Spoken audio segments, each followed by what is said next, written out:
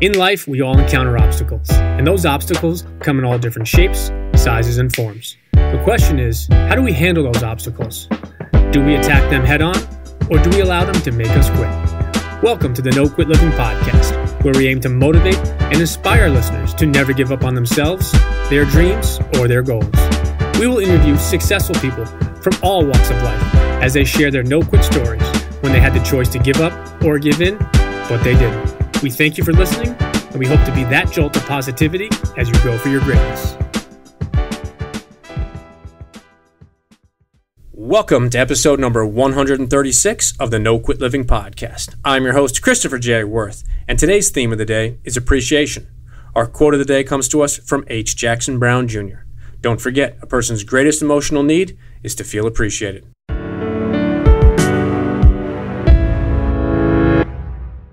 Today's episode is sponsored by the good people over at West Fair Communications, who publish the Westchester County Business Journal and the Fairfield County Business Journal. These newspapers do a wonderful job in covering all aspects of the business world within two of the most influential markets in the New York metropolitan area. You can also take advantage of their daily news feeds, which keep track on the companies and thought leaders in these important regions. For more information, take a look at www.westfaironline.com. Trust me, once you start reading, you won't quit. It is a complete honor to bring you today's episode as we are speaking to our first Olympian. In addition to being a bronze medal winner at the 2012 Olympic Games, Brent Hayden is a winner outside of the pool as well. As our theme today is appreciation, Brent shares how important so many people were to his Olympic dreams, which is why he is taking action today and paying it forward for others. I hope you enjoy today's episode. Brent, I'd like to welcome you to the No Quit Living podcast. Well, thanks for having me. I appreciate it. So the first question we ask everybody is, are you ready to bring it today? I think so. Maybe that's not the right answer. No, I am ready to bring it. Let's do it. Awesome. So you are our first Olympian we've had on the show, so that's awesome, exciting stuff. And as I mentioned to you before we went live, is the number one objective of our show is to motivate and inspire listeners to never give up. And I was curious if you had either a personal story of perseverance or a challenging time that really tested you and you could have given up or given in, but you didn't. You know, I kind of feel like my entire swimming career was sort of, based on that. And, I'll only obviously talk about a couple things, but from the very beginning, I was not a great athlete. I actually failed my swimming lessons, not once, but actually twice. So I was not gifted at all. I was that kid that got picked last in gym class. I kind of just sucked at every single sport that I was trying to do. But there was just something about swimming that I just kind of I fell in love with, and it took me about 10 years of being involved in it before I finally realized that I was actually good at it. But the other story, that kind of reminds me to always kind of keep going forward whenever I face challenges in life now was, at the 2012 Olympics, I walked out onto those finals. I was the oldest swimmer by 5 years. My rib was out of place that day. 2 weeks earlier, at staging camp when we were getting ready for the Olympics, I actually spent 4 days where I couldn't walk because my back was in such an extreme spasm, and I actually started to think that I wasn't even going to get a chance to even compete at the Olympic Games. Now, I'd failed at two previous Olympics already. Athens, I totally dropped the ball. Just rookie mistakes. Inexperience. Beijing, I was going in as the world champion, and I think I just got cocky in the semifinal and didn't think I needed to give it 100% to become top 8. Ended up 12th. So when I should have succeeded, I didn't. And then in London, when I had everything going against me, not being able to walk, my rib being out of place, being, aged well past my prime, oldest one in the final by 5 years, that is finally when I succeeded, because of all the failures I experienced along the way, set me up to be able to do it in that moment when everything was weighing down on my shoulders. I was able to lift myself up. That's incredible that you talk about that. And when you say 5 years oldest, what does that mean as far as how much older were you than everybody else? So I was almost 20, almost 28. I believe the next oldest guy was 22. So at that time, that was quite like being 28 years old. That was looking at like, oh my God, that's old. But now that Rio's come around, and looking at even towards Tokyo, now guys are even starting to go into their 30s. So what was considered old in London is no longer considered old anymore. Maybe I should have stuck around a little bit more, but honestly, I didn't think my body was going to be able to hold up anymore, because those spasms were actually getting quite chronic. So went out. I decided to retire on my own terms instead of letting my body take me out. It's interesting that you share that, and I want to just ask, being a former athlete myself and a coach, and not to the same level you're at, but what is it that happened at that point when your rib is out of place and you can barely walk? What is it? Is it just something that you flip a switch and you say, okay, I need to do this for the next 2 minutes or 3 minutes? But what is it when you hit that wall and the challenge of you saying, I don't know if my body can do it? But what was the difference of that point then when you went in and you were able to jump in the pool and go ahead and succeed? Yeah, when my back spasmed and I couldn't walk, I forced myself to go to the pool that day. Like we were staying in a resort in Olbia, Italy. So there was actually a 50-meter and a 25-meter training facility on the pool grounds. On the hotel grounds. So the pool wasn't really that far from my hotel. So I was kind of able to sort of, make my way over there very, very slowly, almost like on all fours at some points. And I got to the pool because I just told myself, you know what, like I have to just get back into the process. I can't sit in my room just feeling sorry for myself, right? Even though I know I'm not going to be able to swim, I kind of have to act as if, get back into the routine as if everything is okay. But when I was there on the pool deck, I guess my coach just saw, I must have just had one of those expressions on my face. So he came over to me and he asked me what was wrong. And I actually told him, I don't want to retire before the Olympics. Right, so that was the thought that was going in my head, was that maybe, because I'd already failed at the 2 previous Olympics, and I kind of had become known for doing really well at every single competition, except when it came to the Olympics. And I almost kind of wanted to take myself out of that equation so that people would be like, oh, okay, well, he didn't even compete. So that kind of is like an alternate prize, I guess, for people to not think negatively of me. But he just kind of looks at me and he just goes, okay, well, why don't you just retire then? And when he said that, it just made me really angry. I actually had a huge outburst. I was screaming. There was a kickboard next to me, so I kind of like chucked that on the ground. I smashed my goggles on the ground. I was just really angry. But the next day I woke up and my back felt better. So I realized what my coach was doing was he was taking that voice out of my head and making me face it, right? And so when he put that voice in front of me rather than in my head, made me realize how unacceptable that thought process was. When I was finally able to kind of release the tension, just kind of letting myself just blow up, like he just let me kind of just have my temper tantrum there on the pool deck. I think my body was finally able to just kind of heal itself because I let go of all those negative thoughts. And I was able to get back in the process. And within 2 days, I was swimming as if nothing had ever happened. No, that's incredible that you're able to do that. And obviously your coach helped in that process. If you wouldn't mind just telling our listeners a little bit about the success that you did have in 2012, in case some of them might not know your story and what you accomplished. Yeah, so in 2012, I won the bronze medal in the 100-meter freestyle. Now, I'm the first Canadian ever to actually win a medal in that event.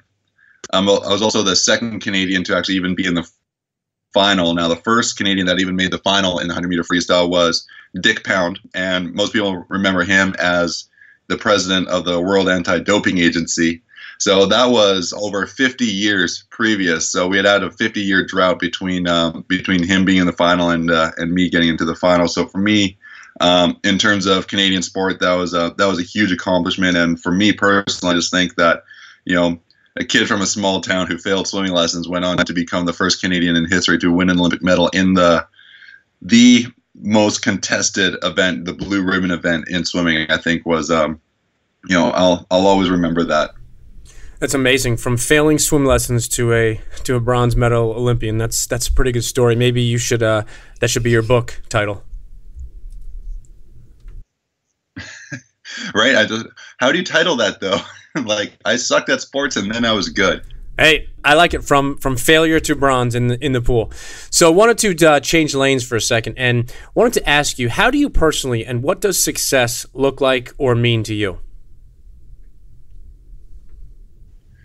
So, that's a really, not gonna lie, that's a really tough question, because I think my answer kind of fluctuates quite a bit, because before, success to me was standing on the podium, right?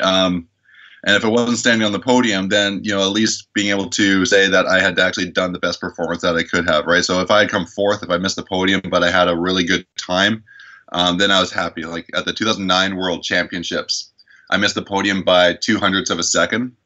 So I was fourth, but it was a new Canadian record, so it was the best time for me.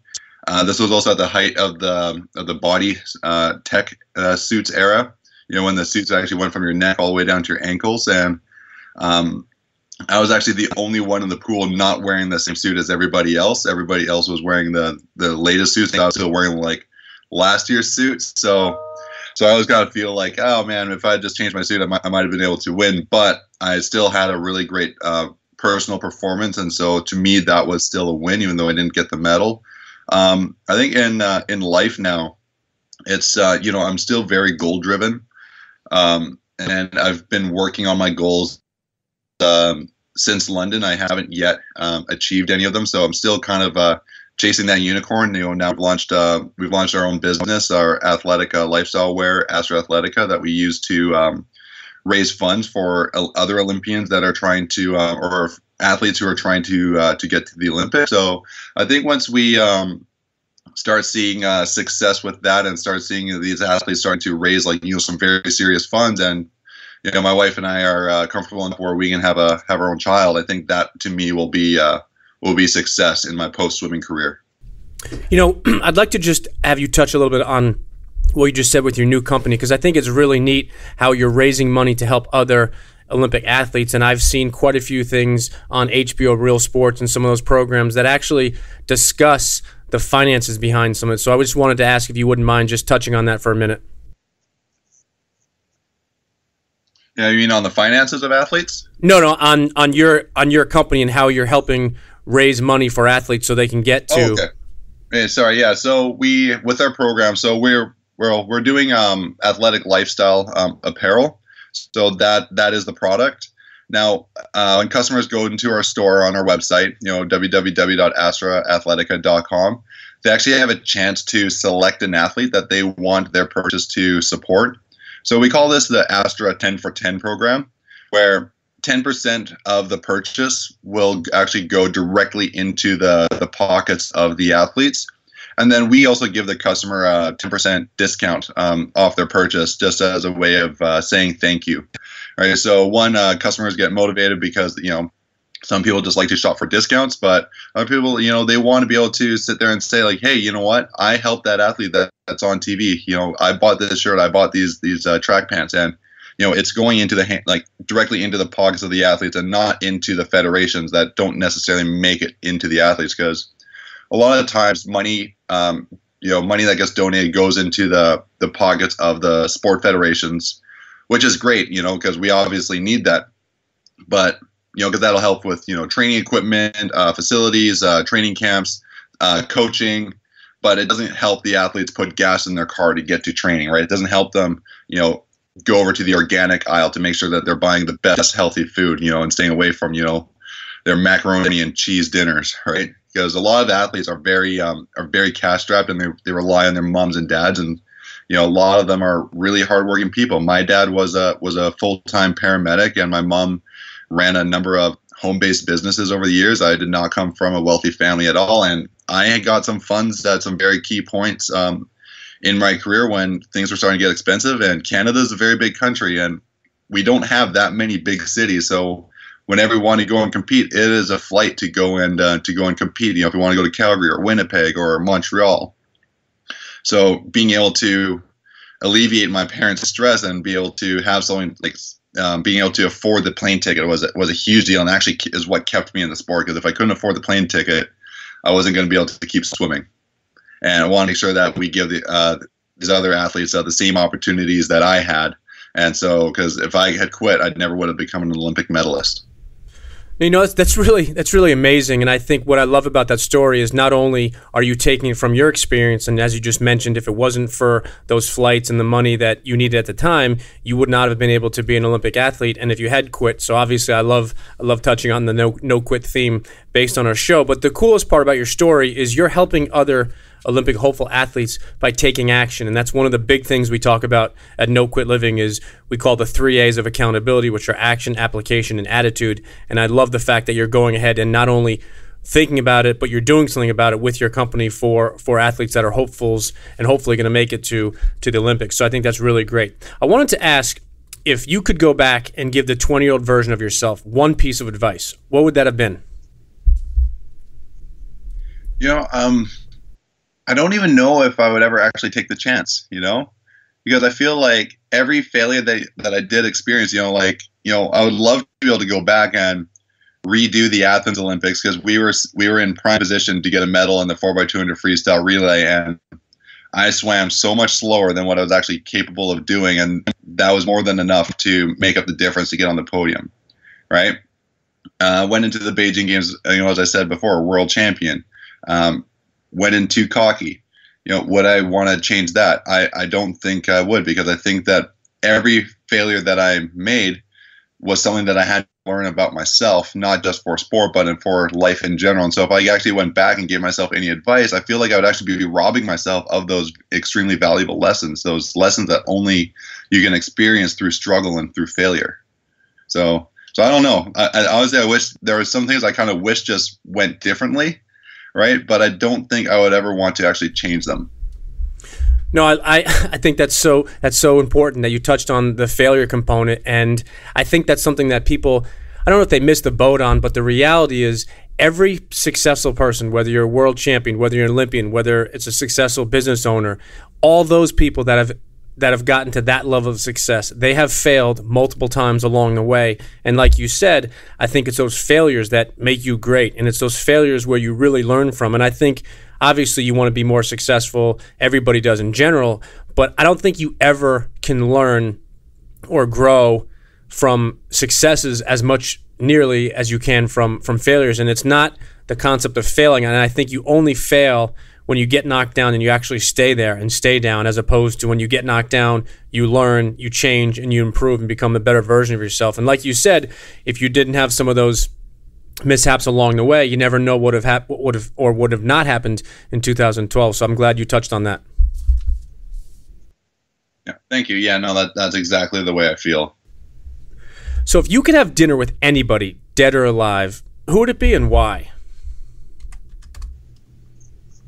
Oh man,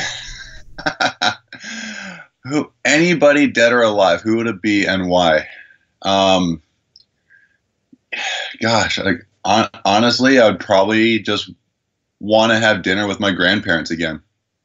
It's like I just feel like, when I was a kid, just you don't really appreciate, your grandparents' time on earth, because you're just a kid, and it's just like you have grandparents, and that's just the way things are. Then all of a sudden they're just gone, and then when you're an adult, you just wish that, like, oh, I just wish I'd asked them this question, or asked them that question, or asked them their advice on this. And so I wish there were a lot of questions that I had asked them. Had I been a little bit more mature to actually know to ask those types of questions, and not just oh, grandma and grandpa are coming over, it's time for cake. So I think if anybody I could have dinner with, dead or alive, it would actually be my grandparents. No, that's awesome. And as I mentioned, one of the things we touch on is accountability. And I was curious, what does accountability mean to you? Accountability to me, it just means actually taking responsibility for for whatever happens based on your actions. Like if you did something and like number A happen or B happens, you gotta be able to take responsibility for exactly that thing. And because when people, you see it all the time, people do something and then something happens and then they don't want to take responsibility for it, or they just want to forget it and just kind of move forward. Whereas no, you gotta take responsibility for that, because after every single race, if I didn't do well, right, I don't sit there and go, okay, well, the water was the wrong temperature. I don't like their starting blocks. My alarm wasn't going right. I went off at the wrong time. Like there are a lot of things I could have done to place blame elsewhere. But when I'm on the blocks, right, like doesn't matter. Everybody else has the same blocks as you. The pool's the same temperature for everybody. Everybody gets the same wall, whether it's slippery or not. Right, so you got to take responsibility for that. And after every race, whether we win or whether I win or lose, or the relay wins or loses, we always have to debrief with our coach and figure out what went wrong, what went right, what can be better, and how to move forward. So even when I win, we still sat down with our coach, still went over the video, still looking for places to improve, right? So we actually would intentionally look for failures even in our successes, because obviously that's the growth mindset, right? When you might be world champion one year, doesn't mean you're going to be world champion the next time around, right? So you're always got to try and find ways to improve. And if you're not taking accountability, you're never going to grow. You're always just going to be satisfied with where you're at. No, I think that's a great definition, and I love that question because there is no answer for everybody where it's copy and paste. It's specifically individualized. So I'm glad you were able to bring it back to both the pool and the coolest thing that you said, which I really love, is even when you won, you went back with your team and looked for ways to improve. And I think that's the difference between somebody that's average, between somebody that's good, somebody that's great, and the best. And that's not just in the sports world, that's in business, life, relationships. So I'm glad you touched on that, because it does mean a lot. And one of the things that we're doing since June of 2018 and on is we have our Pay It Forward movement. And I wanted to ask, your company, you are paying it forward for other athletes. So I want to ask you a very candid question is, what is it about you that goes ahead and pays it forward and actually takes action, as opposed to people that think about it and say, once I get to this level, then I'll give back? So I wanted to ask you very candid questions is how come you're actually going ahead and doing it in regards to the Pay It Forward movement, and why is it that you're doing that as opposed to so many people who just kind of sit on the sidelines? I think just for me that, I'm somebody who always appreciates when somebody goes out of their way to help me. I never expected anybody to help me. So when people, did step up and, help me along the way, it really did mean a lot to me. And I think that's one of the reasons why I had the success that I did, because, I wasn't just swimming for me. I was swimming for everybody who had helped me along the way. Just the only time where I lost sight of that was, at the 2008 Olympics, went in as world champion, and I kind of let that go to my head, and I forgot who it was I was really swimming for, right? I think I was swimming mostly just for me, and that's exactly why I got burned in Beijing, and it was totally my own fault. So when people want to help me, it's just it really goes to my heart. And now that I'm on the other side of the spectrum, actually, I'm actually gonna go back just a little bit. The very first time I was inspired, I was in kindergarten. We had this blind discus thrower come to our school, and she showed us a video to the whole school on those little wheel-out TVs and VCRs, and showed us her journey about the challenges that she overcame, overcoming her blindness to become a great athlete, and how she ultimately broke the world record, for discus. And I just remember just being so inspired by that. And then, fast forward until, many times throughout my swimming career that I was now inspiring other people, or I was doing things that people were finding inspiring. So I found that it was very important for me to be able to, once I finished my career, to be able to pay that forward as well. So immediately after I retired from swimming, I got involved with the BC, the British Columbia Sports Hall of Fame. I was inducted in 2013, and they do a program called the Hero in You. So I'm always traveling around British Columbia, going to schools, giving motivational speeches, because I never know what little kid in that audience might be, the next Brent Hayden that's going to go on and become amazing at something that they want to do, even if they might not be good at it yet. And then I launched my own swim camps series where, we'll travel. We've gone all across Canada, working with very small clubs. We're actually going back to Goose Bay, Labrador. It's a tiny town. We went there last September, and right away they booked us again for the next year. And we actually give back 10% of all the profits that we make back to the club. So that way the club kind of runs like a neutral deficit or neutral positive, because we just don't want the clubs to actually have to pay money for us. But obviously room rentals, lane rentals, things like that do cost money. So we actually want to come in, help the kids at no cost to the clubs at all. So in that sense, giving back, especially the expertise from swimming as well. So I think just ever since I retired from swimming, it's just everything I do, I want it to be to help other people, because I did not get to where I was without the help that I received. So if I'm capable of doing it, I'm going to keep doing it until I'm no longer capable of doing it. And so I'll probably have to be dead when that happens. Well, hopefully that's many, many decades from now. But I think it's great how you've taken your experience of your swimming career, and now, as I said before, you're actually paying it forward. So I appreciate you, and that's kudos to you, because a lot of athletes and professionals and other people don't do it at all, and don't do it to the extent that you do. So I think that says a lot about who you are, but more importantly, it says a lot about how appreciative you were in the sense of those people that reached out to you and helped you along the way. So I think that's awesome. I have a question for you that might be tough to answer, but I'm curious for your response. Is there something that you've taken? Is there something that you've taken from your swimming and your Olympic career, and you've applied it to your current life and what you're doing now, and it's been really, really helpful? Oh yeah, definitely with Astra Athletica. The brand itself actually stands for Rising Through Challenge, right? Astra comes from the Latin phrase ad astra per aspera, which is to the stars through hardships, right? Now, I actually came up with the brand first before we knew it was actually even going to be apparel, because I was doing all this motivational speaking, and I just realized that people were really taking to this the messages that I had in these stories, and so I wanted to create a brand that could carry those messages forward. If you look at our logo, there are 3 stars on that, and those symbolize 2 things. Well, 3 or 4 actually, but the 2 main ones are the stars represent the mind, the bodies, and the souls. And I actually took those from Ishinryu karate that I used to do.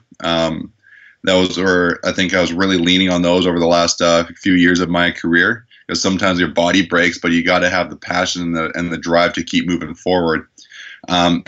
They also symbolize the 3 positions on the Olympic podium, the gold, the silver, and the bronze, because that's just synonymous with success. So if you want to succeed, you're going to have to be able to invest all of you, right? So I'm kind of taking this whole, ad astra, mind, body, and soul, success, and rising through challenge, and created a brand. And then after that, we decided that we were going to do apparel. Apparel was going to be the vessel to carry the message, and then apparel was also going to be the way that we're going to use it to help the athletes through sales. Now, being an entrepreneur, I was prepared for the challenges, because if I knew how hard training was going to be to go to the Olympics, I probably never would have tried, because like, whoa, that's just way too hard. But I never focus on how hard the journey is going to be. I just take it one day at a time, just focusing, okay, well, what can I do today that's going to make me a little bit better than yesterday? So if there's something I want to do, I just kind of just go and do it. So that's how I approach the business. But obviously, like, as we were gearing up to launch, there were a lot of challenges that happened. We had delays with the manufacturing.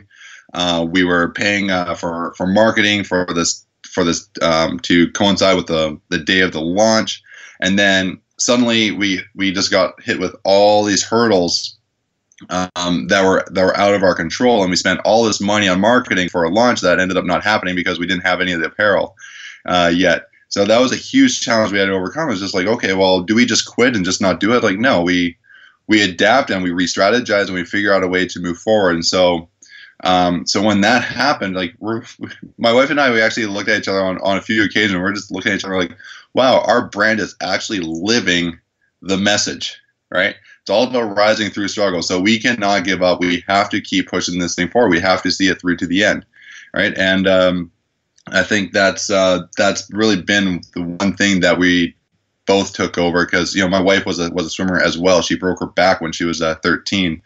She was a child star in Lebanon and had to move to Canada because of the civil war that was going on in Lebanon. Like, a bomb landed right in front of her mom, and luckily it didn't blow at her; it blew out sideways.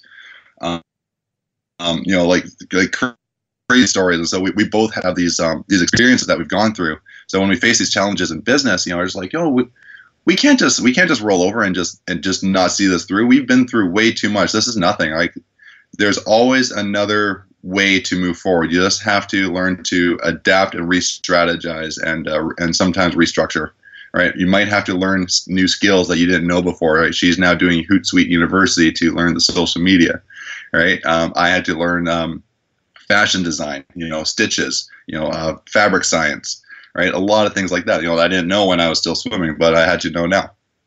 No, I think everybody takes their different experiences, and obviously we all have different experiences throughout our lifetime, and the question is, do you learn from them? Do you grow from them? And some of them obviously are worse than the others. Some are amazing, and some are more challenging. But I'm glad you touched on that, and I think it's important to relate it back to different points in your life. And as you obviously went back to and through your swimming career, now you're paying it forward by taking action. So before we let you go, Brent, I wanted to ask if you have any parting words you'd like to leave with our listeners. No, I said this the other day on Colin's podcast, was just, if you've been inspired, right, it is up to you to be able to go and do something inspiring, right? And then you have to pay that forward. You have to be able to do something that's going to inspire the next people, right? Because if you've been inspired, you can't just hang on to that yourself and never give it back, right? Like, because if you do that, if you don't come to it from a place of, being genuine and, and full of love, then you're never really going to succeed. Right? You can't do it just for yourself. You have to do it for the people that you're going to inspire along the way. No, that's great parting words, and I think it's so important is if you're inspired, try to pay it forward and inspire others. And it's not always the same way, and it's not always the same venue or same vertical. You can do it in your own way. And then last question I wanted to ask is for our listeners that want to follow you or connect with you and also maybe find out a little bit more about your incredible new apparel line, what's the best way for them to do so? So you can follow me on Instagram or Twitter at the Brent Hayden, and also follow us on Astra Athletica. Our username on everything is at Astra Athletica, or our website www.astraathletica.com. My website is www.brenthayden.com. You can also go there and check out my fine art photography, because I always feel like it's always important to have a passion project on the side that helps balance out your life business. And for me, when I was swimming, photography was my outlet for that, and now with business, photography is still my outlet for that, to bring balance to my life as well. No, that's awesome that you have that balance, and it's always neat because people do different things. And for you, obviously, your outlet was photography when you were not in the pool or training. So I think it's always important that you have that. And some people have a couple and more than one. And some people, I think, also they change throughout life. So Brent, I truly, truly appreciate not only you spending some time with us, but more importantly, just wanted to thank you for everything you share with us, and major kudos to you, because like I said, it's very rare that people take what they've learned and take what they've received and pay it forward to others. So I think what you're doing with your apparel line is awesome, and I look forward to hopefully talking with you soon. Thanks so much, Chris, and awesome. Thank you so much for having me and giving me the opportunity to talk with you today.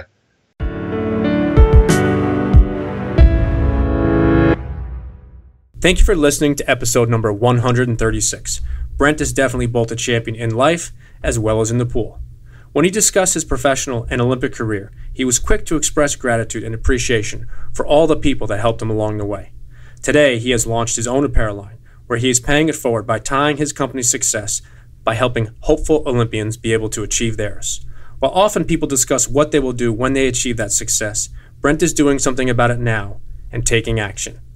Brent was very candid about failing at 2 prior Olympics before he earned that bronze medal in 2012. While most people would never consider making the Olympics a failure, Brent believed in his potential and learned from each race, whether he placed or not. Brent shared one thing that I found to be very key. He mentioned that even when he won, he still sat down with his team and they looked for ways to make improvements. Brent had some really key points to share with us during his parting words. He mentioned it being all about rising through struggle, and he stressed that if you have been inspired by something or someone else, it is up to you to inspire others. So my question to you, the listeners, is very simple. What do you do when you are inspired or when someone inspires you? Do you just say thank you and go on your way? Or do you instead appreciate that appreciation or that person and make it a priority to try and motivate or inspire somebody else? As we continue with our Pay It Forward movement, today I challenge you to try and positively inspire someone else. It doesn't have to be big or it doesn't have to be huge, but make it all about that other person. Perhaps a phone call, a text message, or maybe just forwarding something positive to someone else that you feel could use a jolt of positivity in their life. Pay it forward and go for your greatness. And lastly, to our listeners, thank you. We truly appreciate your time, and we hope our episodes inspire you to keep on attacking life and never giving up. To quote Dr. Norman Vincent Peale, it's always too early to quit.